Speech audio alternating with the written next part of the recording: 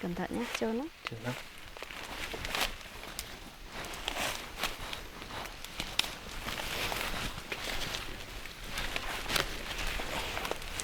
Cái tay.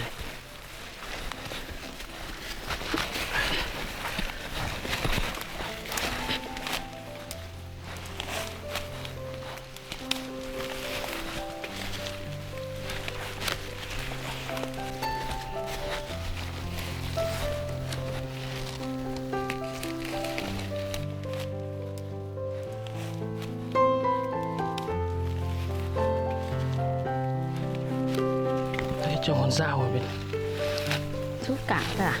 rút được con dao. Ôi dồi ôi, con sông ngứa nó đang bám rồi. Cái con dao, im nhá. Búng đi.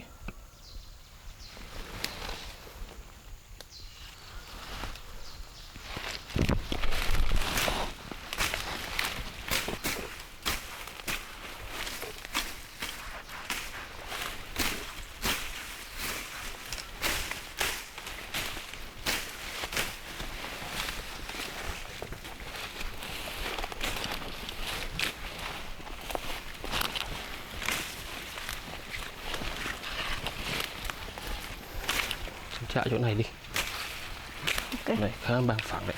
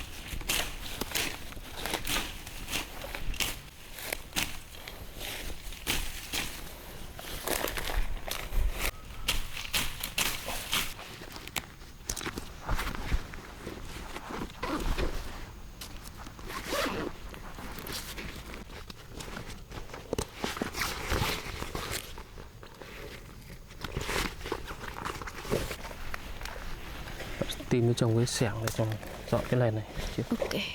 Chồng.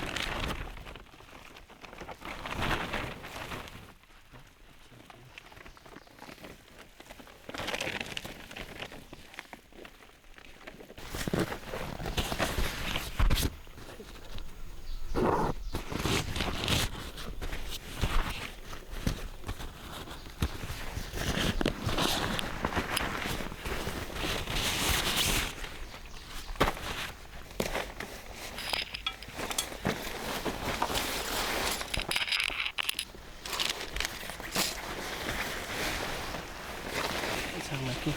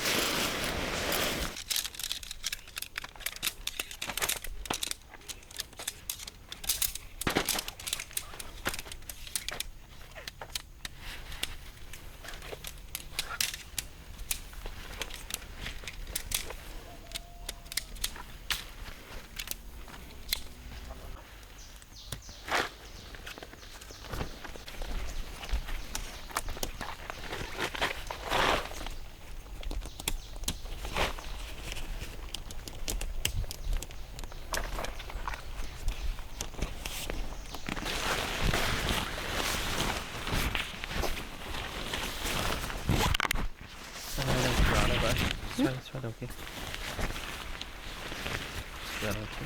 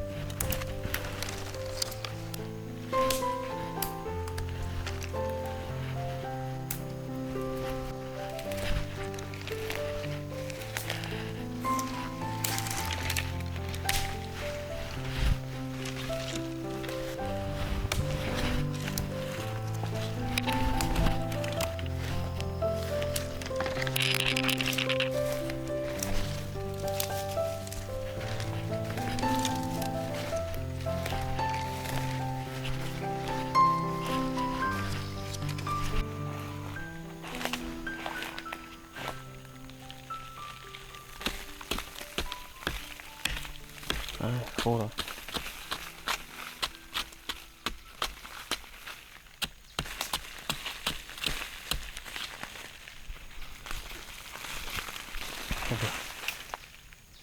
Chắc lắm.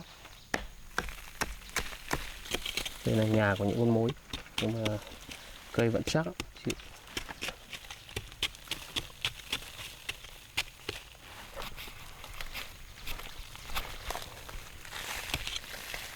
Đi tìm cái khác rồi.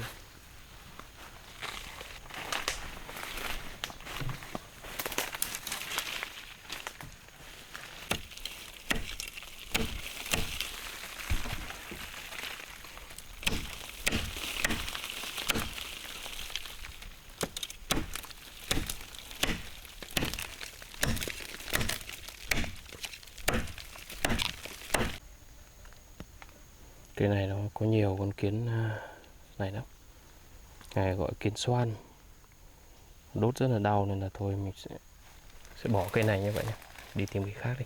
Vâng.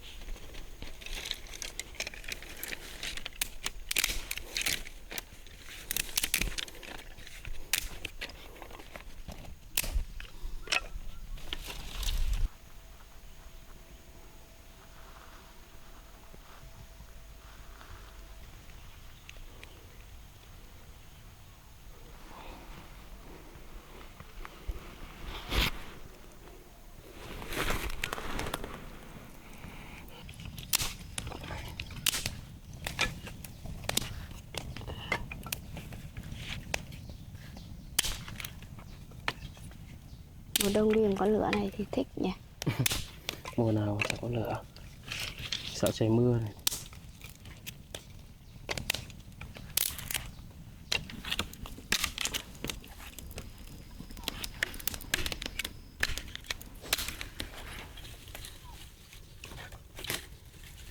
Đây, vẫn cho vào đấy là than này.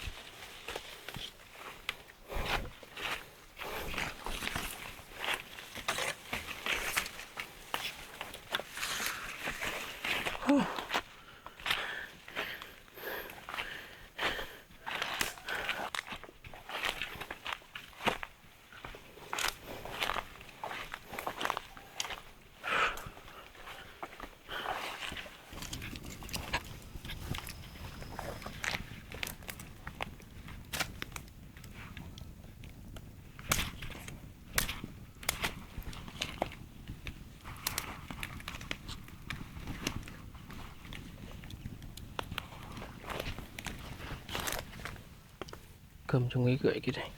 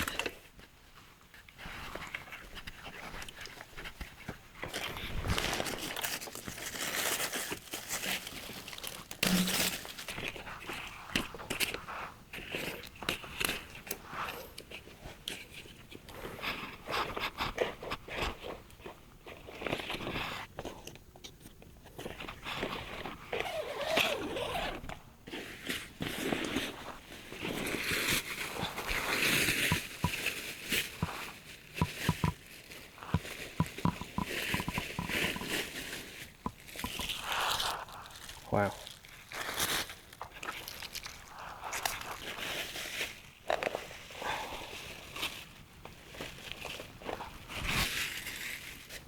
Trời.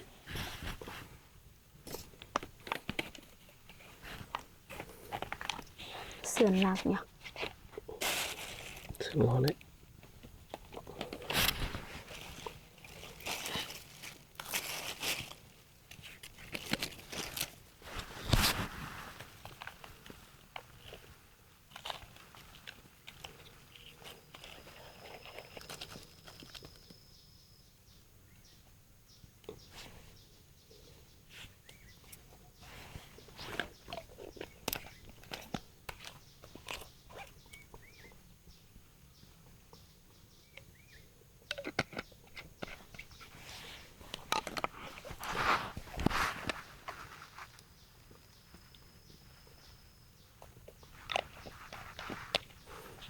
Mình quên không mang bao tay. Chờ sẽ tận dụng cái này. Sẽ dùng tạm cái túi này.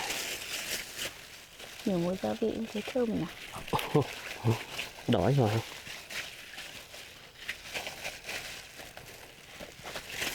Lấy đổ thêm cho ít vào đây. Ít thôi. Nè. Sát tới. Phụ trong là kẹp này. Nhấc cái này banh kìa.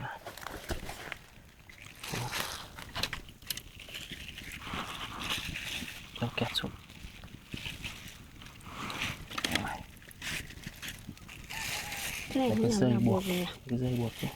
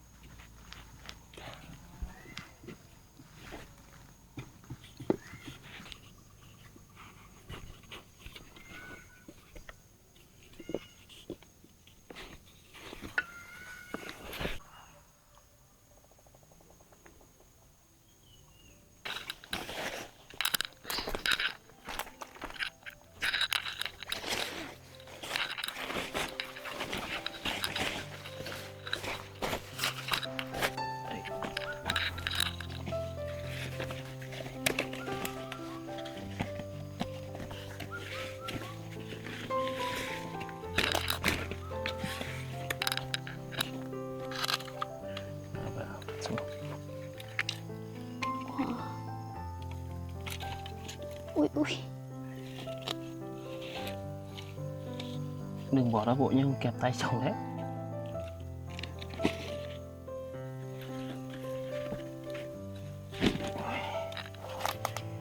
Rồi để đây.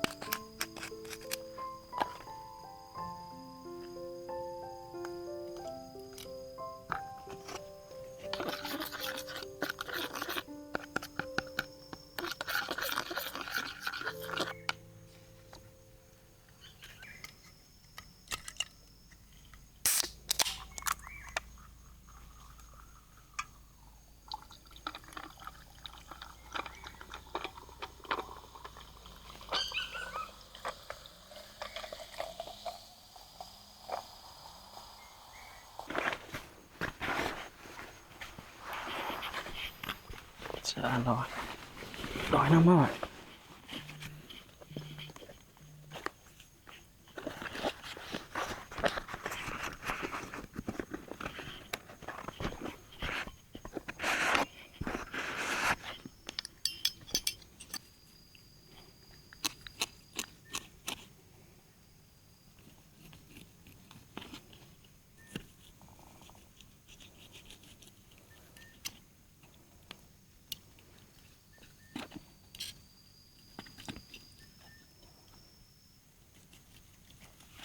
Giống như là thịt ba chỉ nhỉ.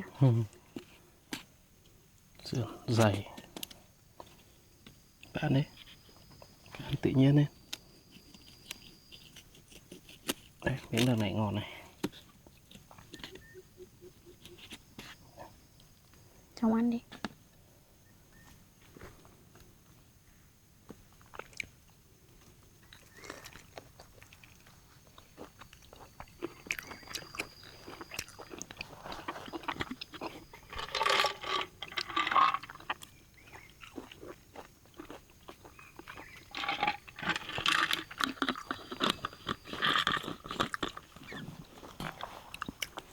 Hôm nay mát trời nhỉ.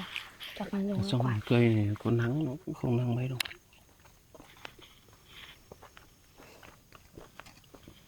Nhưng mà lại có muỗi. Đúng rồi. Không hoàn hảo được đâu. Được cái này thì mất cái kia. Thà muỗi còn hơn bị lắng.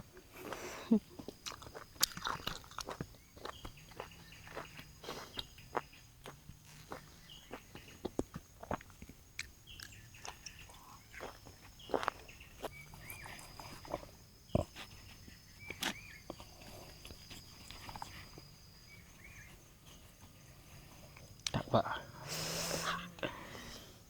Ngon đấy. Này, miếng này mới ngon này. Cháy cháy mới ngon nhỉ. Miếng này mỏng. Đây cũng dày phết.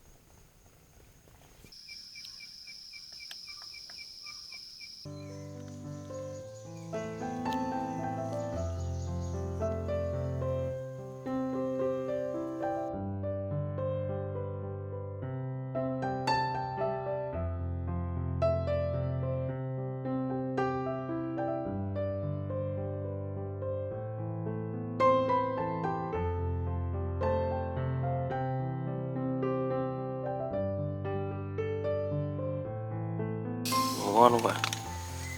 Ngon quá. Trời mưa mát nữa.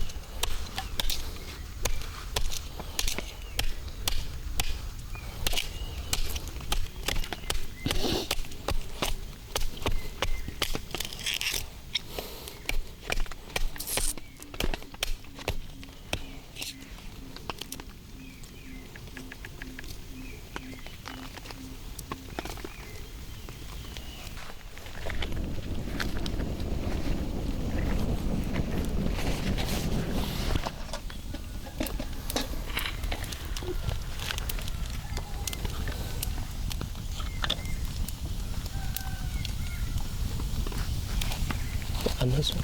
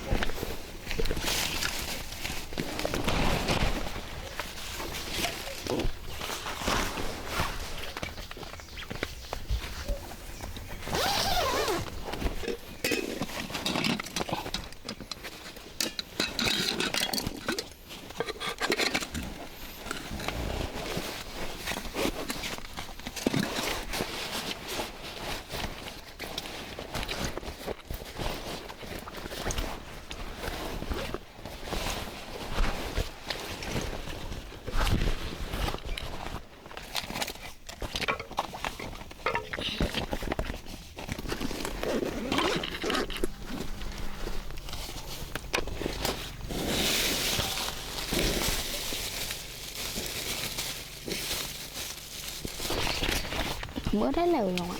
Qua mưa to đấy, nó chảy theo cái tấm lót lều này vào. Ướt hết rồi. Ướt hết rồi. Giữa chốt 4 góc ấy. Cái cài ấy.